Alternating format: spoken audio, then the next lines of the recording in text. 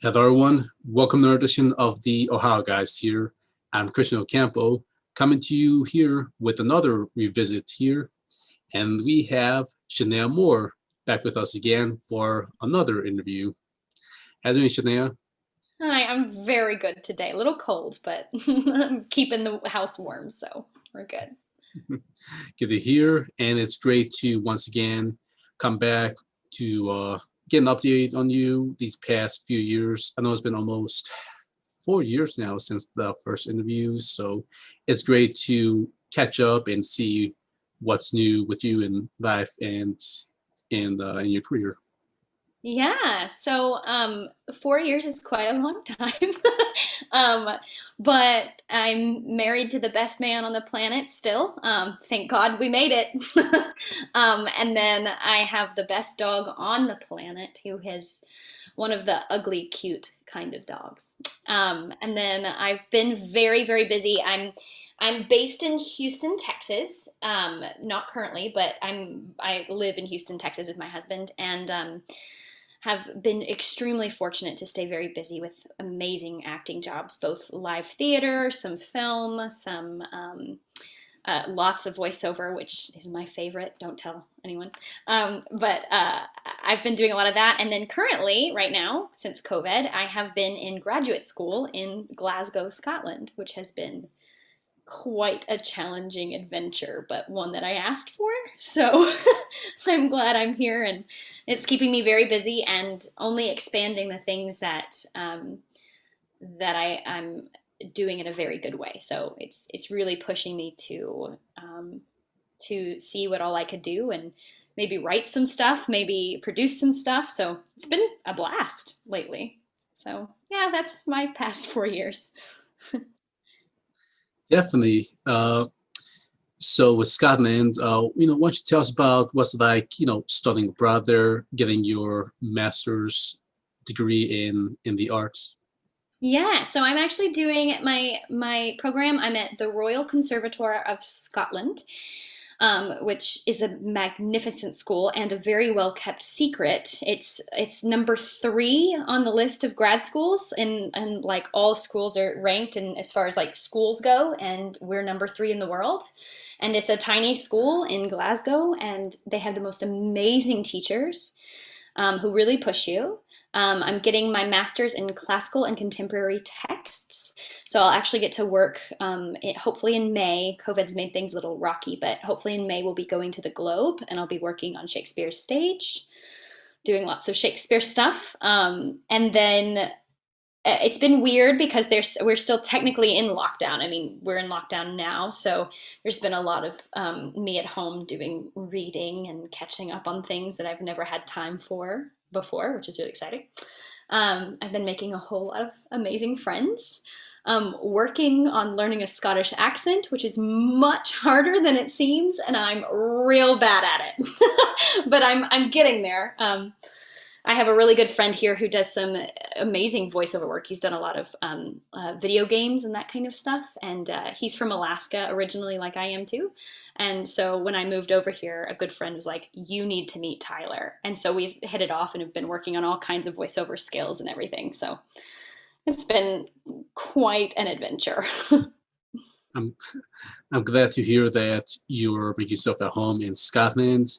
I'm Mm. pretty sure it's a bit of a cultural difference, being from Texas, United States, and then just living there, studying in Scotland, Yeah. just learning stuff. So, hopefully you've been adjusting to the lifestyle there perfectly. Yeah, I will say this that Texas personalities are very big and strong and amazing, and Scotland is very similar, very big personalities, very boisterous. So honestly, I feel a little bit more at home here than I thought I would. They're my kind of people. So it's actually working out quite well. Yeah, I'm glad you are in Scotland learning your degree. And yeah, hopefully we can come back and do at Sentai with more new skills. Oh yeah, Yeah, that's gonna be that's the something plan. good. That's the plan. So to kind of like start us off, since you touch upon like stuff in the UK, you got to work on an anime that was really influenced by the UK with this culture. Why don't you tell us what was like working on Princess Principal? Oh my goodness, what an amazing project. So, we used an accent called RP, which is a standard British accent. It's heightened. It's I mean, it's very posh, and it's supposed to feel very posh. So it really worked well for Princess Principal. And we had this amazing accent coach come in. Her name's Carolyn Johnson. She is a freaking legend and one of the nicest people you ever meet. She came in to kind of coach the accent and kind of smooth our edges out a little bit so it sounded natural. A lot of us we were asked if we could do an RP accent before we came in, and then she came in to just kind of polish things. I don't think anybody in the cast was trying it out for the first time using an RP, but it was really fun because as you're laying down anime, you're hearing Japanese in your head, right? You're hearing they've got in the headphones, you're getting Japanese thrown at you. And then you're reading the script, which is and you always read in your accent, and then real time you have to translate it to that accent, which it really does make your brain go a little fuzzy after a while. Like you're like, oh, this is a job. But the character, so I played Beatrice in that, and I fell in love with her and all the characters in that. It's such a unique anime series because everybody, I mean, it's very steampunk. There's a lot of mystery going on. It's got a flavor all of its own. And then you really think you understand things and then they turn it on you. And oh, it's amazing. And Beatrice herself has a lot of fantastic scenes and she gets to kind of come into her own. She starts pretty scared and nervous and then really starts deciding that she has some worth. And she gets a little strong towards the end. And it was really fun getting to play her. And I just love working with Kyle so much as a director. So anytime, honestly, all of them over at Sentai are magical human beings and make it so much fun. So they're all a blast. So yep, Principal is real close to my heart, and that's usually what I tell people if they want to see something that I've done. I'm like, watch Princess Principal, you'll love it. So that's what I do. Yeah, it's a very unique show in itself. Like you said, with like that steampunk, that mystery element. I like how it's like it's basically a pseudo industrial revolution time period because you can tell how it's Yes. the UK advancing in its technology and with its the class system it has, the rich nobility and then the lower class. So they play well with that element in this series. And of Yeah. course, your character is so cute. Like he is the smallest of the entire bunch, and it's just her, the voice, how she can change it, and it's just her though. Like you said, how she gets scared. Like you always feel for her because you want her to be protected as they go on these extreme, dangerous missions. Yes, they do go on some pretty intense missions, and she's always left going, why are we doing this? Please get me out of here. It's lovely. And it's so fun to get to deliver those kinds of lines, too, because if I was in that situation, that's exactly what I would be saying. So I completely agree with Beatrice on most things. So yeah, it's a really good show. Definitely, you recommended your friends or people that want to know more work. It's very good, especially that it's more female oriented, where you have this group of girls that they're still in high school, but yet they can do these advanced lethal missions without fail. Yeah. So it's just interesting just seeing again more females getting the power, getting to do these missions that you would see most of the men do, like with the like spy shows. We think about James Bond with Yeah. his smoothness, but then when you see a group of females, different personalities, different takes on how they do the missions, Yeah. it makes it even more interesting just seeing how they navigate themselves through through all these situations. And I think the show has a really good balance of the reason why I feel comfortable telling everybody about the show, people who love anime and then people who haven't really seen a lot of anime, I always tell them about this show because it has a really good balance of like there are fights, there are mystery, there is missions, like there's danger involved, but there's also really it's really character centered. So at the heart of this really fun plot, you have all these great characters that you actually do care about quite a lot, and it's not hard to get there. So I think it's got a great balance to it as well. Yeah. Yeah, it does. It other characters, the way they go in unison, that friendship they have, Yeah. it just makes it all wholesome when it's not too focused on the greedy parts of its storytelling. Absolutely. Hmm. All right, then going to another show, one that's be more low key, very uh, romance based. Why don't you tell us what was it like working on Tada Never Falls in Love? Oh my goodness. What a great show. Um First of all, my favorite thing about this show is when you look it up, one of the thing like if you type in Tada Never Falls in Love on Google, the first thing that comes up is like, does Tada ever fall in love? Like that's like people have typed that into Google so much that they suggest you type that. It's my favorite. Um I got to play this amazing character Hinako who has like like a she's got a very large secret, and I love getting to play love roles, especially in anime, because they're so charged. Like never does anybody get to fall in love and then they're in love and it's fine. Like there's always big things that are thrown in the way, and really big challenges for these characters to overcome. And I get to work I get to work with Scott Gibbs, who's another voice actor who is a fantastic actor and a great guy. And I sadly had to I laid all my lines down first. So he got to work with my voice, but I had no idea what his voice would sound like, which is, the challenge of anime at times. And so I was doing these like serious scenes by myself, waiting for the other character's mouth to kind of stop talking. So then I would go. And the brilliance of Scott Gibbs is the when I saw the show all put together and his voice in it, he plays so well off of what I had laid down, and he makes those scenes glow. And there's a couple really good scenes between he and I. There's also a lot of this character gets to be a little bossy from time to time, and I really relish being bossy.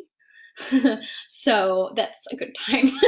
I really enjoyed putting this one down. There's also a lot of fun, a lot of giggles, a lot of like high school drama, and then there's like real deep moments in the show, which is hard. I think it's hard to find that balance in anime, and I think this one does a great job of it. Yeah, this one was a very another good show that I appreciated. I remember that in 2018 when I was in ASIN, one of the biggest conventions in Chicago or in the country, Sentai and well, it was High Dive. They had their booth. They had posters of Tada Never Falls in Love, and they're like, "Whoa, what is this? I didn't hear about this." And they explained that there's no manga for it. There's no original material.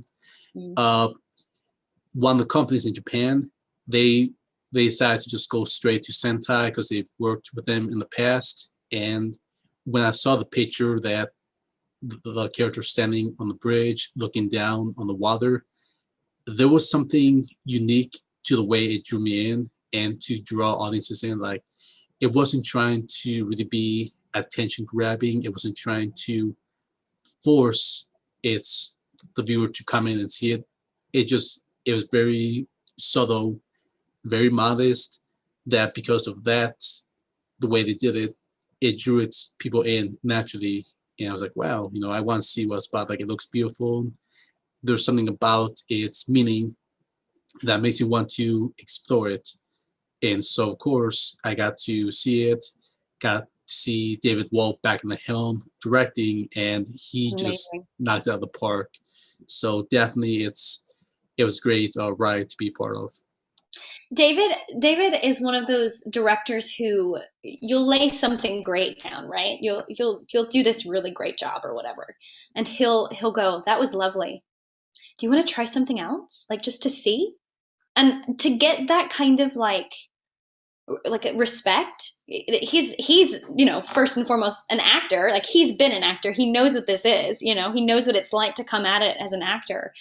And so he'll go, do you want to try something else? Or he'll go, try it again, but do this. And so it makes it this really fun experience, especially with more serious scenes, or the really crazy scenes where you kind of go into, oh, this is what I want. And then because you have to lay so quickly, you don't really remember all the options you have. And he makes time for that, which is really cool. And he's also a genuine human being. So that's great too. Yeah, I love Dave. I remember sending him a message where like, Dave, you're doing great as a director. And then I sent him a picture of Bugs Bunny dressed up as Leopold with directing. Very nice, very nice. That's lovely. Yeah, and he's like, yeah, that's definitely me. Like just trying to get the best performance out of everyone. And he's definitely done one great job whenever he touches a show and he's on the helm. Yes. And he always makes you always leave feeling like you did your job today. You did your job well. Like he says little things. He's never gushy about it, which, nobody takes that serious if somebody's really gushy about it, but he's always so genuine with his compliments that you're like, I am good. I can do this job. It's a magical skill. He sure is. Yeah. So yeah, love the show. Love David, just everything about it. Mm-hmm. So yeah, have a poster of it, have the box set. I just can't say anything more great about it that everyone else has already said. Yeah, it's a good one. All right, so another show that came on High Dive, one that was really different, very unique with the storytelling, because this one does talk about same gender relationships. What was like working on Bloom Into You? Oh, that was another David show. This was a challenge in a lot of ways because you're right, the storytelling is different. It has elements of almost like a play at times through animation. The dialogue it builds off each other, and the scenes go into beautiful, beautiful places. And my character has quite a journey that we don't see till pretty later on in the show. So you see her being this kind of, and she's an amazing character, so much fun to voice. She's very snarky, and I love being snarky. She's not nice at all times, but because she has reasons, and I love that. And then we get to this scene where you kind of you find out her past, and some of these incredibly harsh things she's been through, and then you have this whole different outlook on the character, and then you totally understand why she is the way she is. And I remember one very specific scene that we took a break before we got to it, and David and I were just talking about kind of the implications of how important it is to see these kinds of relationships shown on anime, and how often they are not shown or dealt with at all. And it alienates a large group of people who love anime. Everybody loves anime. So like, I think this is a really close project to David's heart to make it genuine and make it real and make it honest. So then we went in there and did the scene, and I cried a lot during that scene while I was laying it down, because I wanted to make it honest. And the more honest you are as an actor, the more it starts to like seep into you a little bit, and you start feeling it and understanding the emotion behind it. And David is just great about taking time. He takes the time for us to do what we need to do. And that's a huge honor to work with a lot of times, especially with something so charged that Bloom Into You really brings to the viewer a lot. So that one's one that I haven't seen. I haven't watched it again since I laid it down, because I needed to step away from it because it was so emotionally charged. And I will go back to it, I promise, but not yet. So that's that one. Yeah, it's a very delicate storytelling, especially for an anime medium like this. And watching it, you can see how it wanted to make sure it was authentic in every possible with its characters, with its emotions, its dialogue, as you said. And David, him being a man who's part of the LGBT community, he understands. Yeah, he understands the how it should be portrayed, how it should look to people from that community as well, because he knows what doesn't fit well, what Yeah. doesn't really go into a story like this. So this really made, especially was hard for him, just being in charge, just seeing everything from beginning to end. And as you said with the characters, there's a lot of baggage, a lot of things to take in from all the characters, because even the ones like that are surrounding the main characters and some of the recurring characters, everything builds from each other, and Yeah. that's why this anime was more beautiful than I can imagine. Just again, another show that came out though quietly, but was being more modest. People really knew that this was a show about LGBT, and for it to come out and tell a proper story that people can relate to, people can see that wants to be real in every way possible. And Yeah. definitely I enjoy watching it. Me being a straight male, I I appreciate all the work that went into it, from its animation work to every little details, from like the angles and into the voiceover, dialogue, everything just went in perfectly. So yeah, I amazing I love job. this one. I love this one too. Yeah, same here. And when I talked to Dave, we're hoping to see more shows like these come out in the future. And he said best, the story, that it was very cinematic, and that's why when he wanted to cast people, he wanted them to have more of a cinematic performance. And that phrase right there, like, it's one of the most amazing things I've ever heard. Cinematic performance. And Absolutely. definitely I hope we can get more of that in the future with more shows like these. I'd love to see it too. So yeah, we'll get there. The LGBT community is always looking for more, and there's always tons of stories to hear from their perspectives. When it comes to romance, when it comes to like tragic past, everyone has a story they want to tell.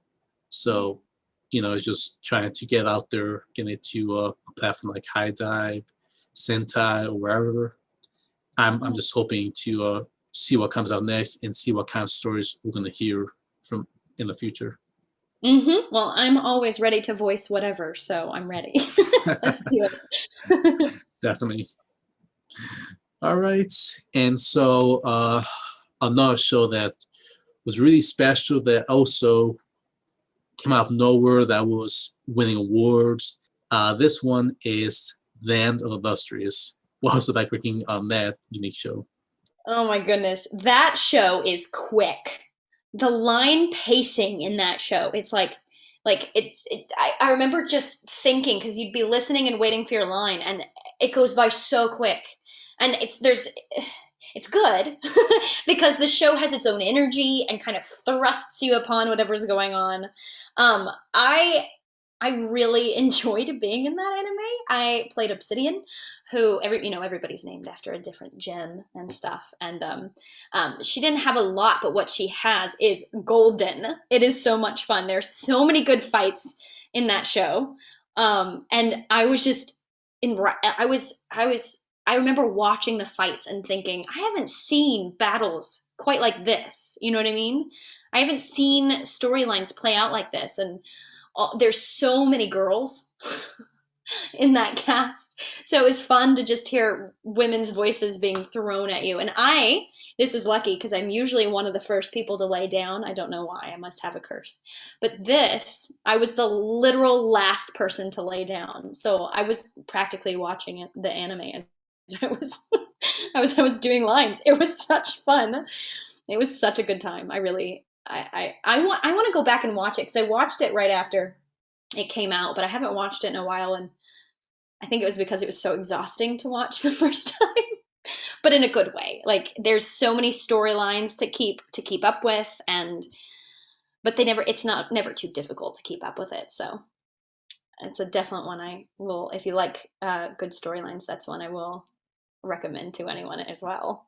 Yeah, this one, the favorite. I just love the animation, the vibrant colors, because all the characters they're gems, so they're going to be as shiny as the original gems are from. So just Yeah. seeing the reflection, all the artwork that went to it, as well as the story, just seeing them trying to avoid being captured by these soul beings. So you Hmm. you always you feel for them because you want them, getting broken into little pieces and taken away. Because it really, from when I saw, like, it kind of like bothered me. I was like, no, like, why? Like, leave them alone. Like, they're just trying to live their lives happily, together, do fun things, and then these beings from the sky just come here and just ruin everything. So Yep. it's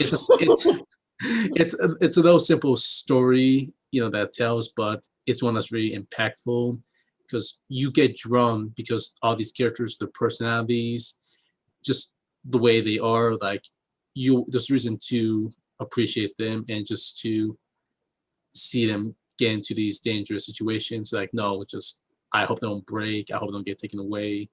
Yeah. So Yeah, there's a lot of suspense involved, which is another reason why it's one of those ones that moves quickly because it's very suspenseful, and but it has a great payoff. The end of it is wonderful.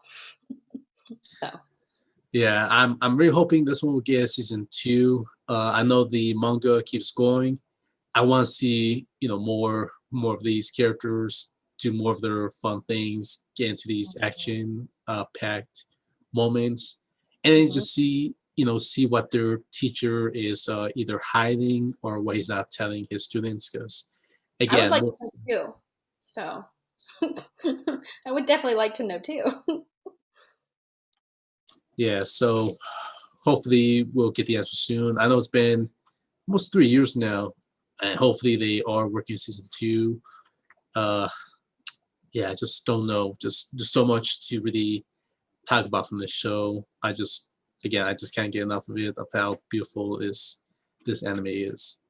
I as a voice actor, I'm just a human being who gets very attached to characters in general, and so when there's like rumors of season two coming out of whatever, I'm like, I will be there. I will do it. I want to revisit things so badly. There's some characters that I've played that I will play them till I die if I can. If they'll just pump out some more seasons, that would be great. Hopefully we'll get to that point.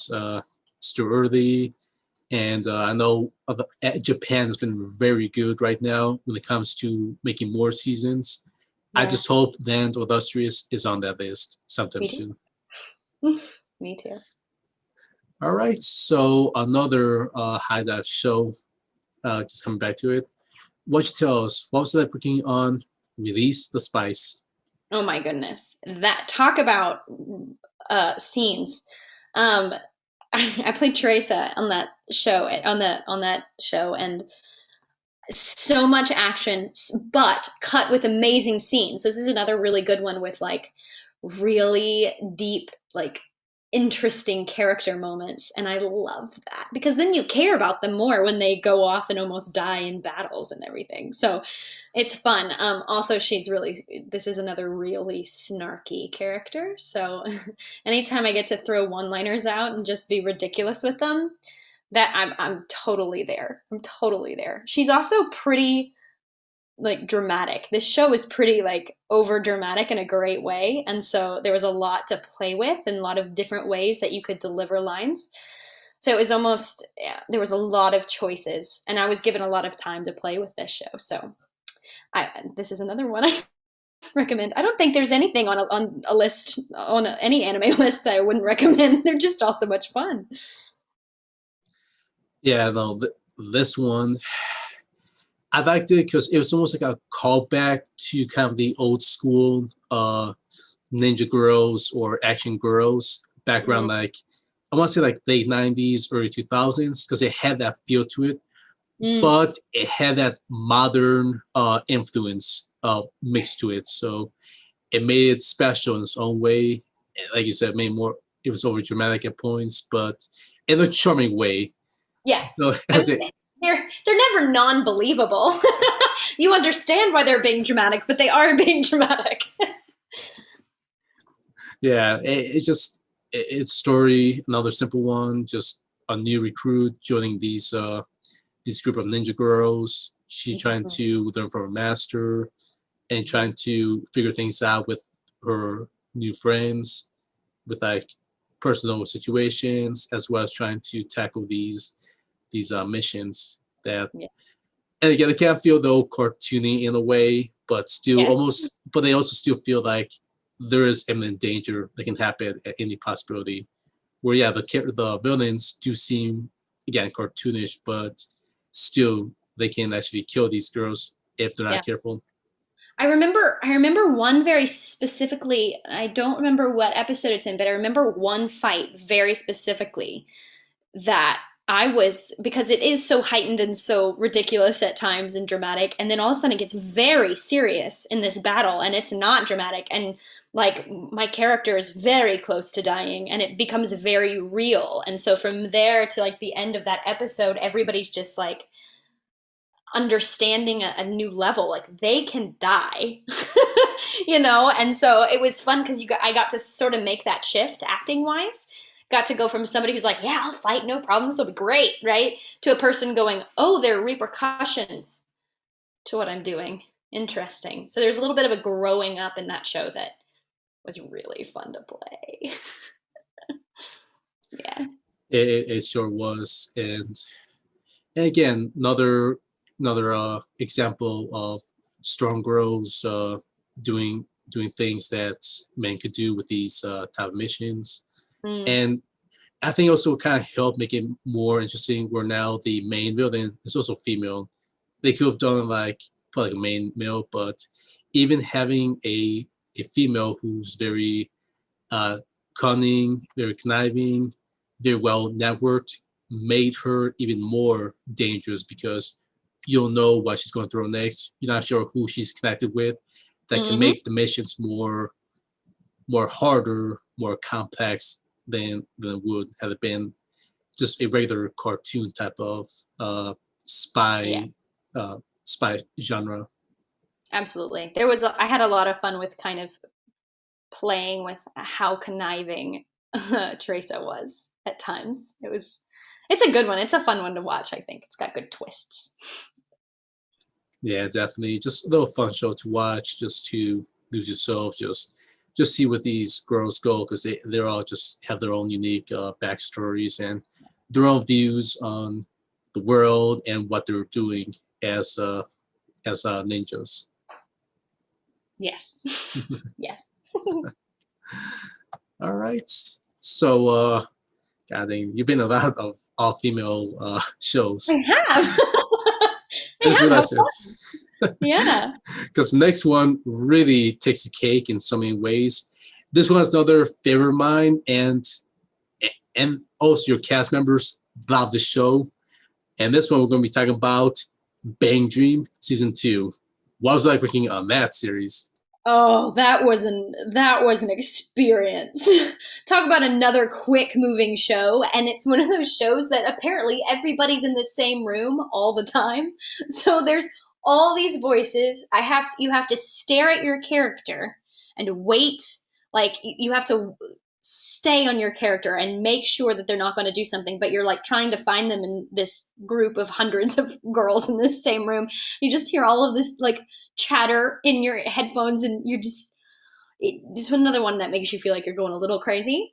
But the lovely bit is my character is had one-liners, constant one-liners. I think she had a couple moments where she was talking to someone but not really.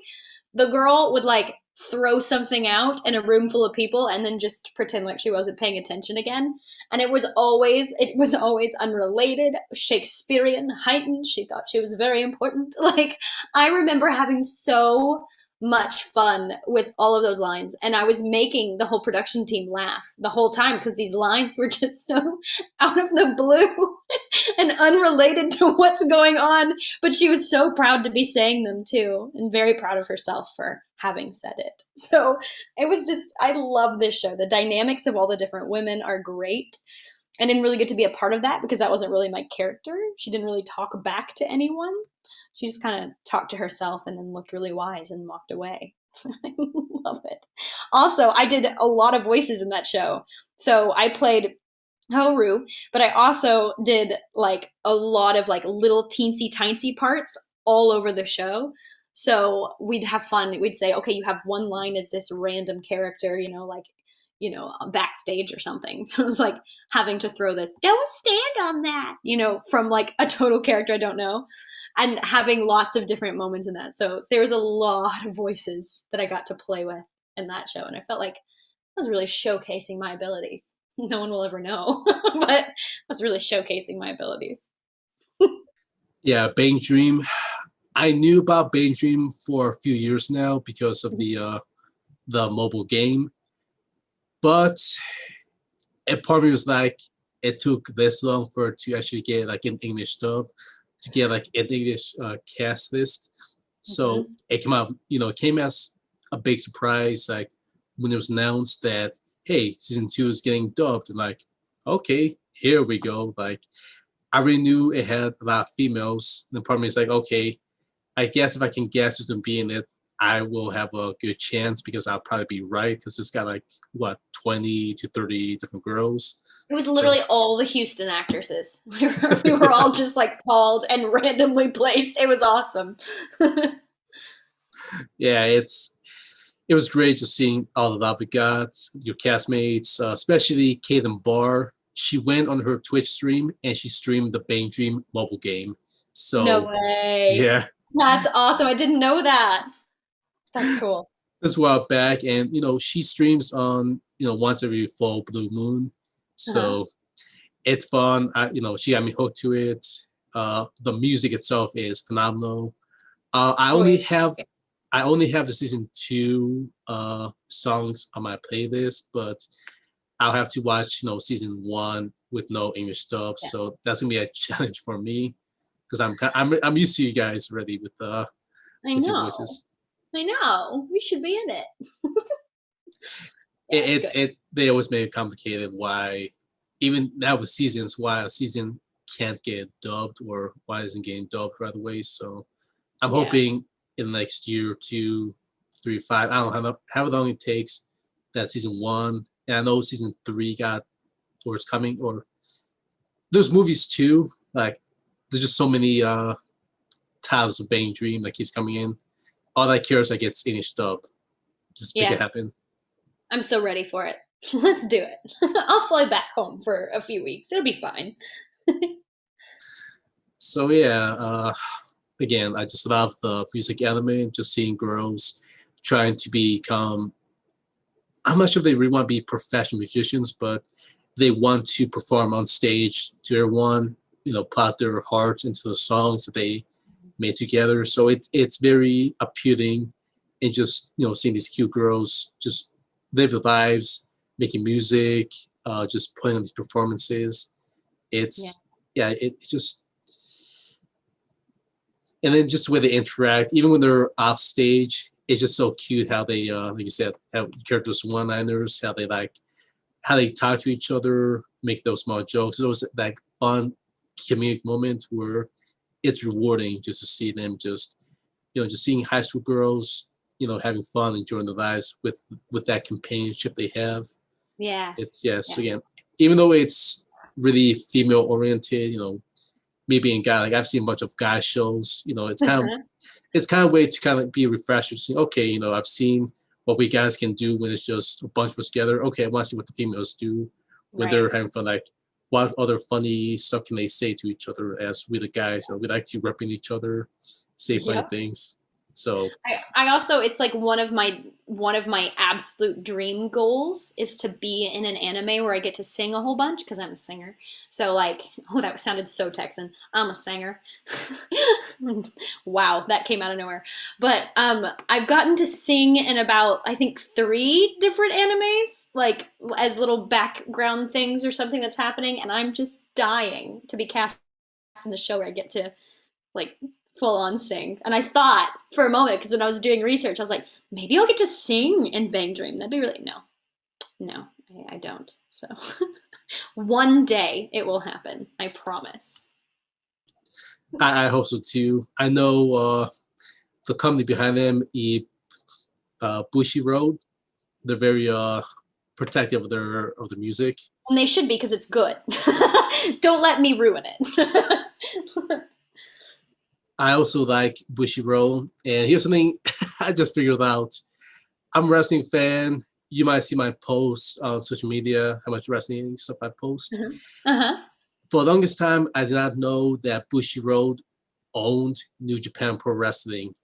And it shocked me because they put the Bang Dream logo on the mat of the wrestling and on the side of the apron. I was like, No no way. way. Yeah, No way. I didn't know that. That's awesome. they did last year for a bunch of their big pay-per-views. Well, I'm not sure if the pay-per-views are there, but I'll call them pay-per-views. Big Uh-huh. matches, even like some of their regular matches. Like I got pictures I've sent to, again, your cast members like Caitlin Barr and some of the others, and like that's amazing because Yeah. it gets shown in a sport. Wrestling is a sport in Japan, That's pretty cool. and this high pedigree because New Japan is one of the top programming there in Japan. So you can't go wrong if they put a logo on their TV show. It's You've made it. amazing. Yeah. You've made it then. Well, also because it's Bushiroad, they own a lot of things, so they can pull out what they want. So just Right. I think it's also rewarding for actors both in Japan and the United States, just seeing like, hey, the show that you worked on, the logo is being used in this huge televised programming. Yeah, that's really cool. So yeah, we'll see where things go with Bang Dream. Hmm. Maybe more seasons, maybe get more English content. Because it always helps having that English dub to Yeah, kind of help bring the story into to Western ears. I'm ready for it. All right, and then just making kind of like the last show is what I mentioned, and this one really is something else that no other show has really been like this one, and this one is Shirobako. Both like working on that. I feel like Crazy. at this point I've said that every one of these are my favorite. But I think this one was one of the most surreal things to lay down because the whole show is about creating anime. Like all that goes into doing it from scratch, you know. And I got to be a part of the production team like cast, and my poor character, she's stressed.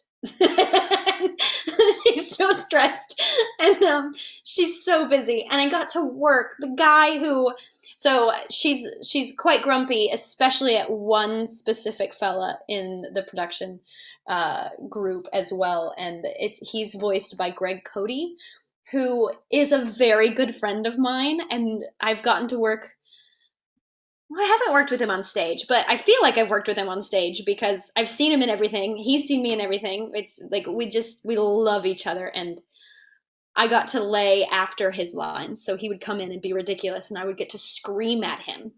I'd get to scream at his character and call him stupid, and then we'd move on. It was so much fun. There's a lot of yelling in that one for me. There's my poor characters, as I said, stressed. So there's a lot of yelling, and there's actually, I forgot about this. There's some pretty emotional moments for her as well. I forgot about that. I just remember the yelling, but there's some really good emotional moments for her that get ruined because everything gets stressful again. So there's a really cool backstory. This is one of the ones that I'd like to see continue. I would really like to see what happens to these people next. I would really like season 2, 3, 4, 5, just so that I know what happens to these poor people because they live quite interesting lives. So I really, really enjoyed this one. Yeah, this one I was waiting for almost 5, 6 years, maybe more, because Sentai picked it up like many years ago, and it was Hmm. just sitting on their back catalog without English dub. And then finally they decided to make one, and that was a huge surprise because fans that knew of the show were like, "No way, we get to see how the English cast would react seeing an anime about how anime is being made, and the and the workforce behind it, and how everything is made, how stressful it can be being in the orbit of the anime industry." Hmm. Yeah, it's a world that I'm glad I don't create anime. I love voicing it, but I don't want to do anything else because it is hard. And anime lovers have high expectations, so you've got to find a way to meet those expectations. I'd much rather be an actor, so that's what I do, why I do. But it's a lovely show and very unique for anime, as you said. It's a very different kind of show, but one worth visiting. Yeah, it's a show where I guess all of us were learning. Even when I spoke to Mark Axelskowski, who's also one of the big cast members there, who plays the big dude. I'm a bit. He yeah, he even said too, like he prefers voicing anime, not making it. So I agree with him. so it's more easier to voice it than making it, from paper, then to coloring, then to put it on the computer, more editing. So we learn how the craft that all of us enjoy. There's there's a lot to it that meets the eye. Oh yes, and it is a craft. It is for sure a craft. So I have a lot of appreciation for the people who do that because I couldn't. I would run out of patience very quickly. I think most of us would, and we can see why. Yeah. So great show, just great learning experience. Just go like almost like going on a tour, just seeing how everyone has their own jobs, own roles, and then to just see how the anime is finally made. It's rewarding at the very Yeah, end. So great absolutely. experience. Yeah. Yeah. All right. So yeah, that was Shirobako. Really hope there's gonna be. I like season two, season three. See how far they would go. I know a movie was made, but got picked up by another company, G Kids.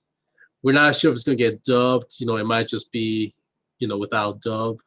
It's always like I said. We're each season is never guaranteed English dub anymore these days. It's Yeah. different. It's a different ball game now. So I used to keep track of these shows. Like I used to keep track of what was being made and what was not because I really liked some of these shows. And I just realized that I can't because I care too much. So I needed to just be surprised if I got to continue a part, be very happy and surprised. So I don't look them up anymore because I don't think anything has been extended really. So, oh yeah, well.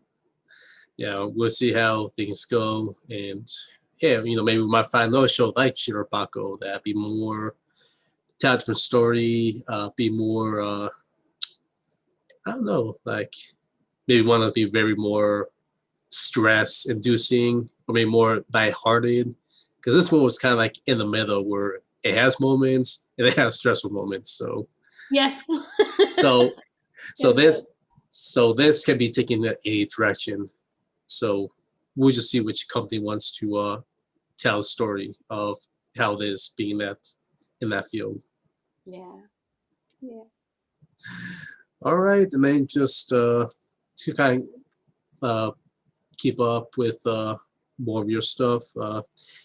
Is there anything coming out that you can talk about, or anything else you want to plug in at this time? Um, no.